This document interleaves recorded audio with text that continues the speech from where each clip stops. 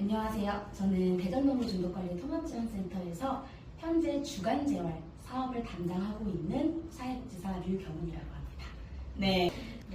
우선 저희 센터 같은 경우는 그 대전 동구보건소를 조금 위탁해서 진행이 좀 되고 있고요. 법인은 이제 한국생명의전화에서 운영을 하고 있습니다. 그리고 적정 음주에 대한 생각을 한번 물어봐 드릴 텐데요. 그 적정한 음주는 건강에 도움이 된다고 생각하시는지. 사실은 적정 음주라는 게 이제 뭐 사회나 심리적으로 긍정적인 역할을 할 수도 있기는 하죠. 하지만 의학적으로 이제 실제로 신체에 미치는 영향이라던가 앞으로의 그런 전망을 봤을 때는 절대적으로 조금 안전하다라고 말씀드릴 수는 없을 것 같아요.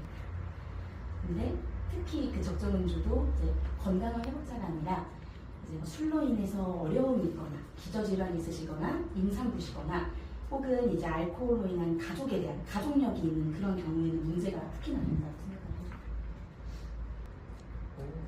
하루 적정 알코올 섭취량이 정해져 있다면 그 기준은 어느 정도일지. 혹시 세계보건기구 아시나요? 네. 선생님 잘하시네요. 세계보건기구 기준으로는 남성은 하루 60g, 여성은 40g 정도 이상이면 고위험 음주를 하고 있다고 보긴 봐요.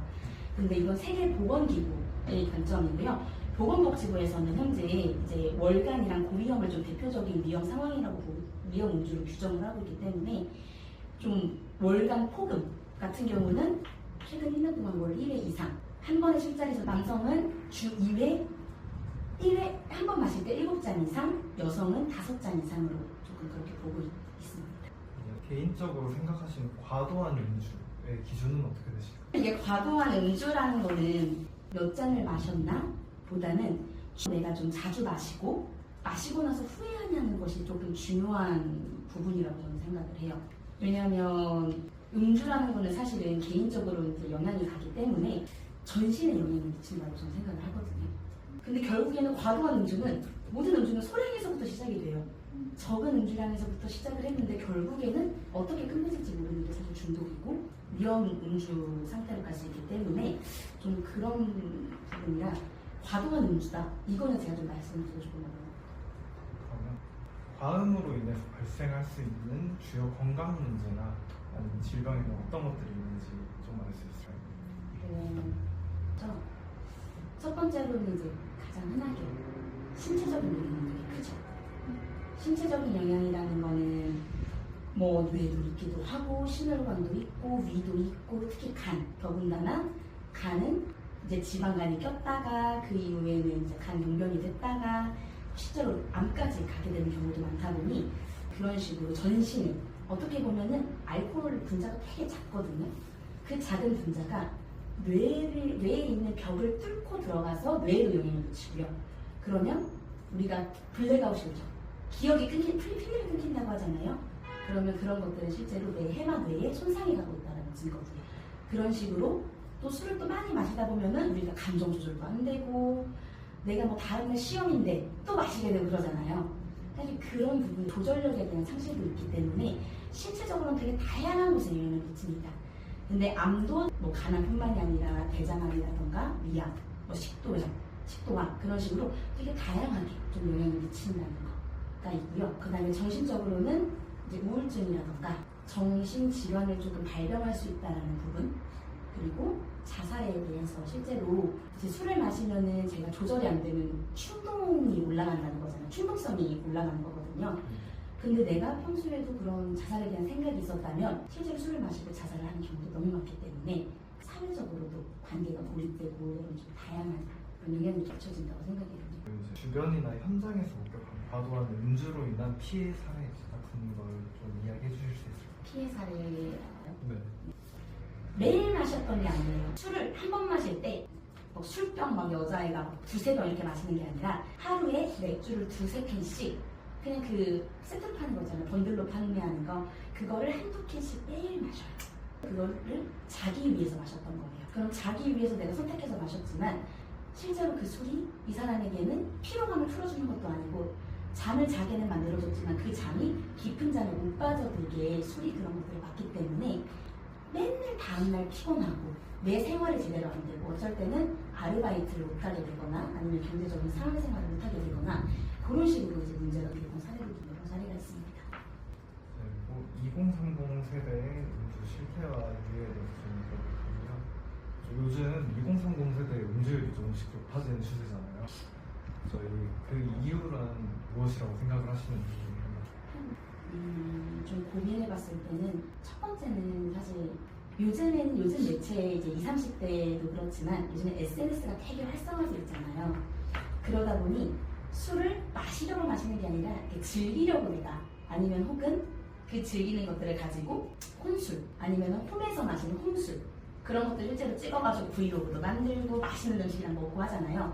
증가되면서 SNS 나도 멋있게 즐겁게 신나게 마시고 싶은 그 욕구가 있거든요. 누군가와 같이 어울려서 파티하는 그런 브이로그를 보면 나도 저기에 껴서 저렇게 놀고 싶고 내 주변 사람들과 그렇게 어울리고 싶고 그런 부분들도 조금 있다고 생각이 들기도 하고요. 또는 사실은 중독 없이는 살 수 없게 만드는 그런 사회적인 영향이나 문화의 느낌이라고 저는 생각을 하기는 해요. 단기 목표적이고 혹은 계획보다는 이제 쾌락적인 거 내가 지금 이 순간 단기의 즐거운 거 그래서 옛날 말로 말하면 소확행이라고 하는데 요즘엔 대확행이라고 하잖아요.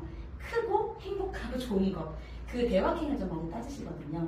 사실 그런 것들을 추구하는 것도 쇼츠나 릴스나 그런 거에서 술에 대한 장단점. 술을 되게 좋게 띄워주고 그런 부분들이 있기 때문에 내가 저런 관계에 끼지 않고 생활을 하게 된다면 나는 도태되고 나는 외롭고 나는 사회적으로 문제가 있는 사람이야. 라고 느낄 수 있기 때문에 20, 30대의 마음을 조금 자극해서 그렇게 음주 문화가 좀 더 늘어나고 있는 것이 아닐까. 저는 좀 그렇게 생각을 하고 있습니다. 그리고 이제 청년층의 음주율을 낮추기 위해서 국가 기관이나 아니면 개인적으로 할 수 있는 노력들이 있을까요? 너무 어려운 질문인데요. 근데 사실 개인 기관 국가는 다 연관이 되어 있다고 생각을 해요. 개인 같은 경우는 현재 내 음주 패턴이 실제로 어떻게 진행이 되고 있는지 돌아보는 것. 내가 그러면 필름이 나는 끊겨봤나? 아니 끊겨봤나? 그런 것도 고민하는 것일 수도 있고요. 또 음주 습관을 사실 인식하고 내가 올바르지 않게 스트레스를 해소하고 있나 얘를 뭐 회피하기 위해서 내가 피하기 위해서 오늘 있었던 그런 잊기 위해서 그런 식으로 활용하고 있었다면 사실 다른 방법으로 생각해보고 스트레스를 풀 수 있고 그런 감정들을 풀 수 있는 방법들을 조금 찾아보시는 것. 기관 같은 경우는 사실 뭐 예방교육이나 캠페인 같은 것도 되게 많이 다니고 있죠. 뭐 아동, 청소년, 성인, 대학생, 뭐 노인까지 다 진행을 하지만 그것만 저희가 진행을 하는 것이 아니라 봤을 때 문제가 되고 있는 그런 어려운 상황, 불편한 상황, 해결되지 않는 그런 상황들을 저희는 정책으로 만들어질 수 있도록 계속 국가에다가 요청을 하고 하는 그런 부분들이 좀 되게 중요하다고 저는 생각을 하고 있습니다. 그리고 국가, 담배라던가 그런 것들을 사실 매체에서 요즘엔 담배 피는 거 안 나오잖아요. 청소년들이 볼 수 있는 그런 매체에는 담배 피는 거나 그런 게 안 나오거나 블러 처리가 되는 경우가 있거든요. 그런 식으로 술이 청소년에게 노출되지 않도록 그런 것들을 좀 규제하는 활동을 법안으로 만들려고 계속 노력을 하고 있고요. 하지만 이제 술이 사실 민영 기업에서 좀 이득을 보고 담배는 국가 사업이죠. 하지만 술은 민간 기관에서 이렇게 운영을 하는 거기 때문에 또 그렇게 들어온 수입을 국비나 지방세로 활용을 하다 보니 또 이제 저희 나라가 이렇게 또 지내고 있는 그런 한 부분을 무시할 수가 없어서 그런 이득관계 때문에 술에 대한 규제라던가 그런 건 좀 되게 어려운 부분이 있기는 합니다. 그럼에도 꾸준히 국가의 입장에서는 그렇게 노출되지 않거나 접근성이 너무 많지 않도록 되게 노력을 하고 있는 걸로 알고 있습니다. 그러면 현재 소속 기관에서 절주와 관련해서 주요 활동을 했던 이것들을 좀 이야기해 주실 수 있을까요? 우선 저희 센터 이제 주간생활 사업 같은 경우는 단주를 유지하시는 분들로만 저희가 구성이 되어 있고요. 근데 절주라는 거는 좀 마셨다가 안 마셨다, 조절했다가 끊었다가 이런 케이스인 거잖아요. 저희가 직접적으로 막 일반 시민을 대상으로 활동한다기보다는 그런 알코올 중독 진단을 받거나 실제로 술로 인해 생활에 어려움을 겪고 있는 그런 대상을 하고 있고요.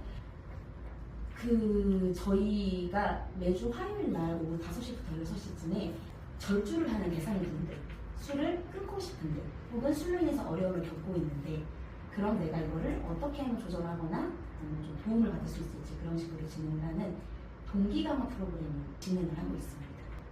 예방률 캠페인을 조금 중점적으로 할 수 있도록 활동을 하고 있습니다. 절주를 위해 실천할 수 있는 팁 하나만 소개해 주시면 어떤지. 사실 제가 이 부분을 되게 뭐 물 많이 마셔라, 사실 그런 것도 많이 들어보셨을 테고, 먹기 전에 안주 많이 먹으라는 것도 되게 많이 들어보셨을 거라서 폭탄주는 안 드셨으면 좋겠어요. 폭탄주를 마시지 않는 거.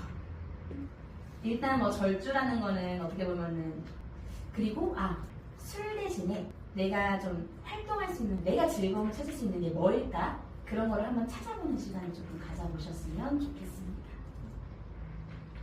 마지막으로 2030 혹은 MZ세대의 절주를 위해서 따끔하게 한마디 조언을 해주신다면 어떤 게 있을까요? 따끔하게요? 네. 따끔하게? 지금은 즐겨 마실 수 있지만 사실 내가 감당할 수 없는 만큼의 수준이 가면 내가 폭탄주를 말아먹는 것처럼 내 삶도 폭탄과 함께, 술이라는 폭탄과 함께 살아갈 수 있다는 걸 조금 알아주셨으면 좋겠습니다.